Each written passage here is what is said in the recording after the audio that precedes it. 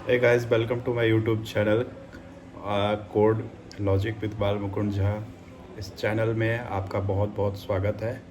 आज हम अपने नए टॉपिक को समझेंगे, उस पर अवलोकन करेंगे और उसको प्रैक्टिस करेंगे और नए जोश के साथ आज का नया टॉपिक हम शुरू करते हैं। आज का हमारा जो विषय रहेगा डियर व्यूवर्स, वो रहेगा मल्टी लाइन कमेंट्स। और जो है आपको जो मैंने पुराने प्रीवियस वीडियो में जो बताया था डाटा टाइप्स, उसके अदर वेरिएशंस के बारे में आपको जानकारी मिलेगा इस वीडियो में। तो हमारे साथ बने रहे और इस वीडियो को स्किप करके ना देखें, क्योंकि इस वीडियो को स्किप करके आप देखेंगे तो कुछ कॉन्सेप्ट अगर छूट गया तो फिर आपको मिसकॉन्सेप्शन हो जाएगा। तो अच्छी अंडरस्टैंडिंग को मेंटेन रखना एक अच्छे प्रोग्रामर का हैबिट होता है। तो आइए अपने फोकस, अपने क्रिएटिविटी, अपने इंटेलिजेंस पे काम करते हैं और शुरू करते हैं आज का नया टॉपिक। तो हम आ जाते हैं अपने स्क्रीन पे, कंपाइलर के स्क्रीन पे। तो मैं आपको बता देता हूँ, मल्टी लाइन कमेंट से पहले स्टार्ट करूँगा आज का सब्जेक्ट। तो मल्टी लाइन कमेंट्स, जैसे मैंने पुराने वीडियो में बताया था, सिंगल लाइन कमेंट्स में आप क्या करते थे, सिंपली अपने कंपाइलर को इंस्ट्रक्शन देते थे कि जो लाइन आप लिख रहे हैं वो लाइन को कंपाइलर इग्नोर करेगा आफ्टर, जब आप जो है कोड लिखने के बाद जो रन करोगे अपने कोड को। तो कोड लिखने के बाद रन जब होगा आपका कोड कंपाइलर पे, तो उसमें जो आपका जो लाइन है वो इग्नोर हो जाएगा। कमेंट वाला लाइन, जो भी कोड के पार्ट में जो भी कमेंट आउट लाइन है वो इग्नोर हो जाएगा। लेकिन उसमें क्या था, एक लिमिटेशन, वो सिंगल लाइन ही एक बार में इग्नोर होगा।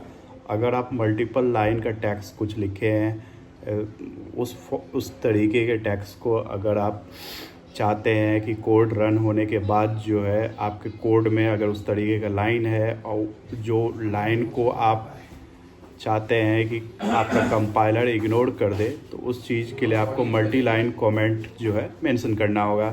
तो हम आ जाते हैं अपने कंपाइलर के स्क्रीन पे। हम एक नया फाइल बना लेंगे यहाँ पे।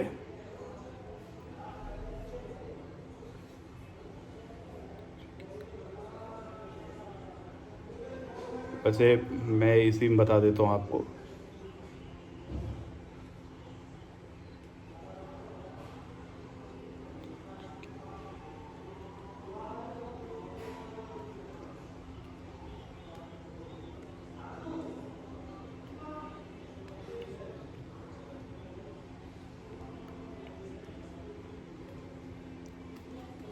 ये मैंने आपके अंडरस्टैंडिंग को सिंपल रखने के लिए मैंने लिख रखा था। अब मैं स्टार्टिंग से समझाता हूँ मैंने क्या लिखा था यहाँ। जैसे मान लो आप, जैसे वहाँ पे हम हैश यूज करते थे, ठीक है, अपने सिंगल लाइन कमेंट को इंस्ट्रक्शन के तौर पे अपने कंपाइलर को देने के लिए before execution of the code. तो यहाँ वही काम करेंगे, लेकिन यहाँ पे हैश नहीं लिख के यहाँ पे ये वाला सिंबल हम मेंशन करेंगे। ये आपके 3 होने चाहिए, सिंगल इन्वर्टेड कॉमा, तो ध्यान रखें। और उसके बाद आप कुछ भी लिख सकते हैं, XYZ P, कुछ भी, किसी भी तरीके का टेक्स्ट हो सकता है, इंटीजर्स वैल्यू हो सकते हैं, फ्लोट करेक्ट टाइप डाटा हो सकता है, करेक्टर कार्ड टाइप का करेक्टर हो सकता है, किसी भी तरीके का डाटा टाइप हो सकता है। अगर आप देखो, आप ये मल्टी लाइन कमेंट में यहाँ पे लिख रहा हूँ और एक कोड में ये रन नहीं होगा। अगर मैं इसको हटा देता हूँ तब क्या फ़र्क पड़ेगा, वो भी मैं आपको दिखाता हूँ अपने कंपाइलर में, आपके स्क्रीन के सामने वो आपको दिखेगा।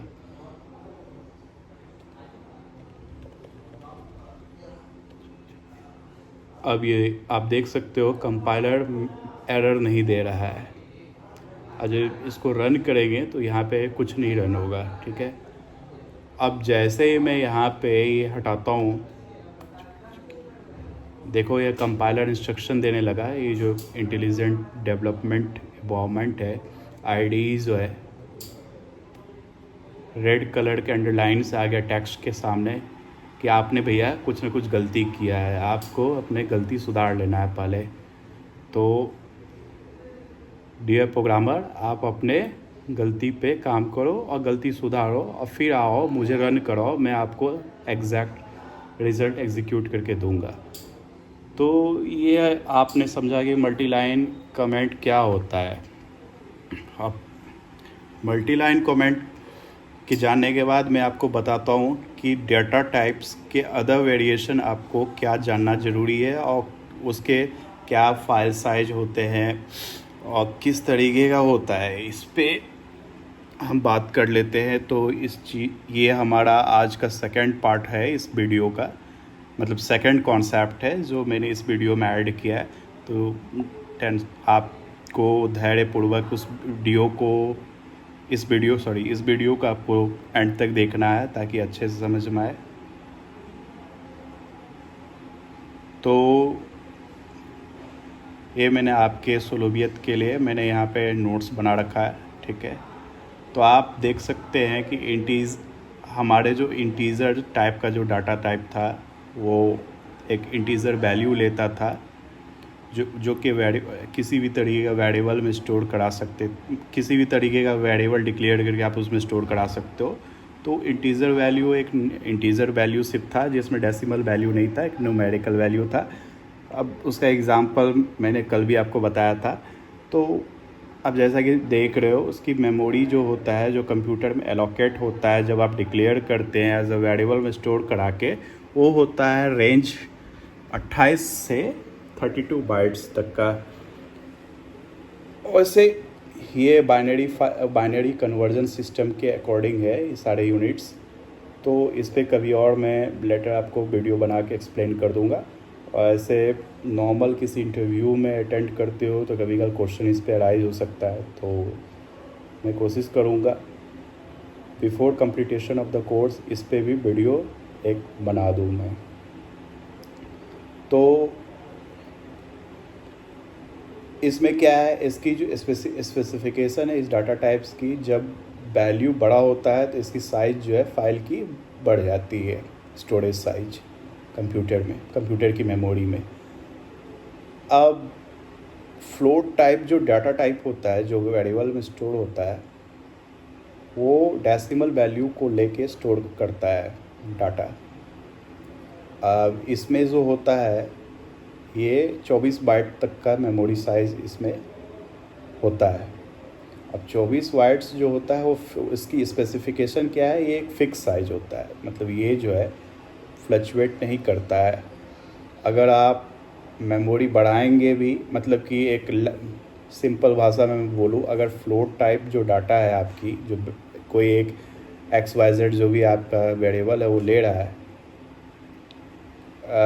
तो उसका जो लेंथ होगा ना वो आप चाहे छोटा कर दो या बड़ा, उसका एक फ़िक्स साइज़ होगा 24 बाइट्स।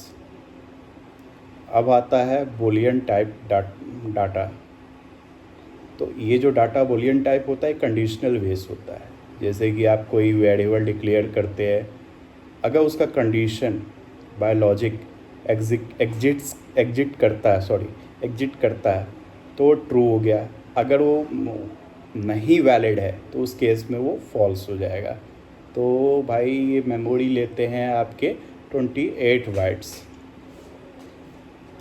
और ये डिपेंड करता है कि इंटीजर वैल्यू में आपने क्या डिक्लेयर किया है उसके अकॉर्डिंग। अब क्योंकि कंडीशनल डाटा टाइप्स तभी काम करता है जब आपका पुराना जो लॉजिक है जो आपने डिक्लेयर किया है उसको स्कैन करता है पहले ये। अगर वो ट्रू वैलिड है तभी वो आगे एग्जीक्यूट होता है। अदरवाइज वो अगर पहला कंडीशन आपका फेल हो गया है स्कैन करने में, तब दूसरा कंडीशन को चेक करता है। अगर दूसरा कंडीशन भी फेल हो गया तब आपके एरर आ जाएंगे कोड में। तो ये सब क्लास मतलब इंटीजर की वैल्यू पे डिपेंड करता है इसका size. Okay, integer data type पे कि आपने क्या डिक्लेयर किया है। अब मैं ओवरव्यू आपको जस्ट दे रहा हूँ, इतना डिटेल में ये सब नहीं कहीं पे पूछा जाता है।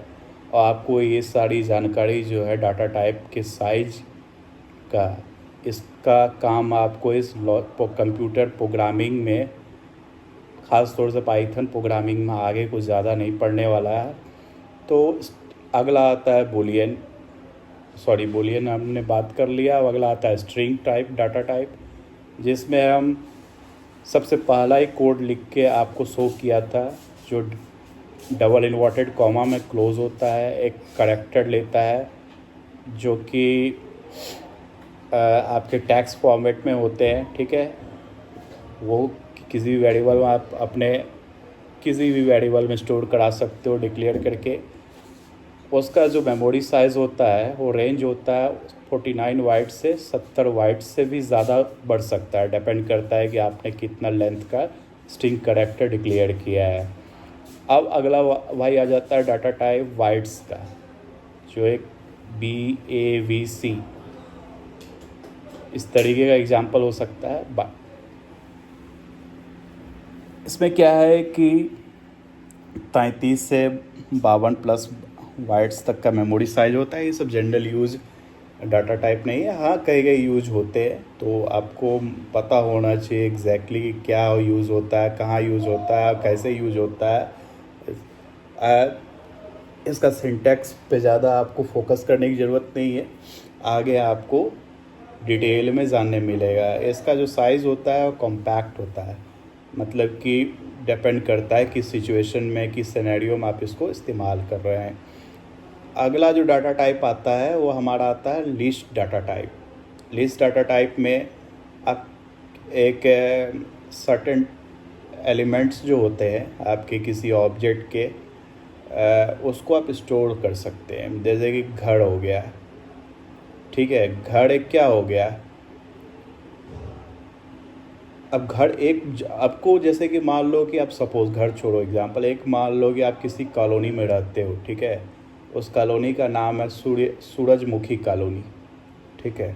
अब सूरजमुखी कॉलोनी में आपको ये बताना है कि कितने घर है। घर का नाम जो है फॉर एग्जांपल इस तरीके से है, house A, house B, house C, house D, house E। तो ये जो नंबर ऑफ हाउसेस को आप जो बताना चाहते हो ना किसी को, तो वो आप अपने कंपाइलर की मदद से पाइथन कोड लिख के कुछ इस तरीके से ही बता पाओगे कि हाउस A क्या है, हाउस B क्या है, हाउस C क्या है, उसको प्रिंट करा के आप बता पाओगे। तो ये नंबर ऑफ़ एलिमेंट्स जो है house A, house B, house C, ये हम एक लिस्ट टाइप डाटा टाइप में स्टोर कराते हैं किसी वेरिएबल को कॉल करके, कॉल करके या डिक्लेयर करके, एक ही बात हुआ। तो मेमोरी साइज जो है ये हमारा लिस्ट टाइप डाटा टाइप ये लेता है 64 से 100 बाइट प्लस के बीच में जो इनका मेमोरी साइज होता है। तो ये स्पेसिफिकेशन जो इसका होता है वो होता है आपने कितना लिस्ट में आपने कितना एलिमेंट्स को स्टोर किया है, उसकी लेंथ कितनी है उस पर डिपेंड करता है। अब अगला आता है डाटा टाइप भाई टपल में क्या है कि आप जो है multiple type of string character जो है एक ही डाटा टाइप में स्टोर करा सकते हैं। स्ट्रिंग कह लीजिए या फिर कुछ ऐसा डाटा टाइप आपके है जो एक म्यूटेबल है, मतलब कि जो पुराने डाटा, मतलब जो कि जैसे कि कोई एलिमेंट है जो पुराने डाटा से ताल्लुक़ रखता हो। जैसे कि आप एक किसी आदमी के बारे में बता रहे हैं, ठीक है। अब उस आदमी, वो जैसे आदमी हो गया कि मैन ए हो गया, ठीक है। मैन ए क्या हो गया, वो एक वेरिएबल हो गया। अब उस आदमी का बायोडाटा हो गया एक एलिमेंट, ठीक है। उस आदमी की फ़िज़िकल करैक्टर हो गया दूसरा एलिमेंट। उस आदमी की इमोशनल इंटेलिजेंस हो गया तीसरा करैक्टर। तो ये मतलब ये कैरेक्टर इन द सेंस कि एक एलिमेंट हो गया। तो ये एलिमेंट जो है क्या है कि पहले वाले एलिमेंट से ताल्लुक़ रखने वाले एलिमेंट है। तो ये एक म्यूटेबल टाइप एलिमेंट हो गया, तो मतलब लिंक टाइप एलिमेंट। तो इस तरीके के जो एलिमेंट जो स्टोर करते हैं ना इम्यूटेबल एलिमेंट्स, वो हम ट्यूपल टाइप डाटा टाइप में स्टोर करते हैं। इसका डिक्लेरेशन आप सिंपल है। इसमें जो है डिक्लेरेशन में ज़्यादा आपको नहीं सोचना है। इसको आप पैरेंथेसिस से क्लोज़ करोगे इसको डिक्लेरेशन करते वक्त, और इसमें एलिमेंट को आप इंसर्ट कर दोगे और कॉमा से सारे एलिमेंट को सेपरेट कर दोगे। इसको फिर कभी किसी वीडियो में मैं एक्सप्लेन करके बताऊंगा इस सारे डाटा टाइप को कैसे इस्तेमाल करना है। आगे भी हम देखेंगे। हम प्रोजेक्ट रिलेटेड नया कोर्स की भी प्लानिंग आगे करेंगे इस पाइथन प्रोग्रामिंग का, तो आपको टेंशन लेने की बिल्कुल ज़रूरत नहीं है। तो भाइयों, ये टपल का डाटा टाइप जो होता है, इसका जो मेमोरी साइज़ होता है इनिशियल जो होता है भाई वो होता है 48, और वेराई करता है 80+ बाइट तक। मतलब 80 बाइट से ज़्यादा भी फ्लक्चुएट हो सकते हैं, इंक्रीज़ हो सकते हैं ना। तो इसका स्पेसिफिकेशन होता है कि ये जो लिस्ट जो होते हैं हमारे डाटा टाइप ना, उससे ही छोटा होता है।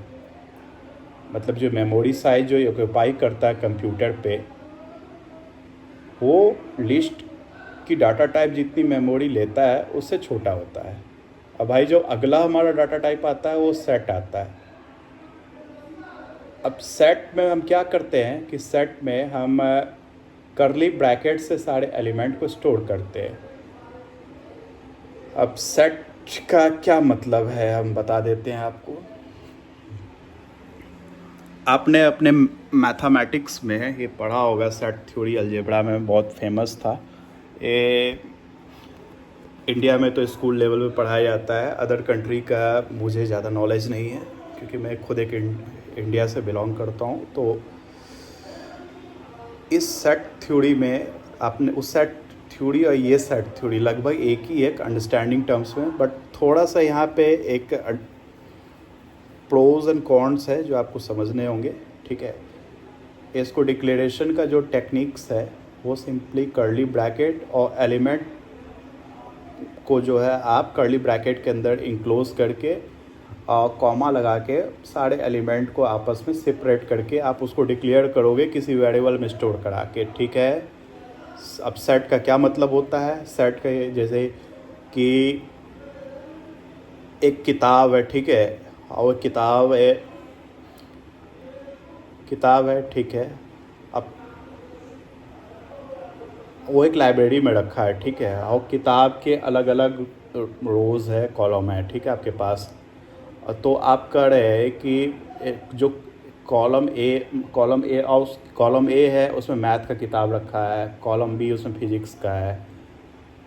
अब आपको ये जानना है कि कॉलम ए में कितने क्लास की, मतलब कि आप स्कूल लेवल की किताबें उसमें रखा है पहली बात, और आपको ये एनालाइज करना है कि कॉलम ए में कौन कौन से क्लास की मैथ की किताब रखे हुए हैं। तो भाई इस चीज़ को चेक करने के लिए आप सेट टाइप का डाटा टाइप इस्तेमाल करेंगे, ठीक है। और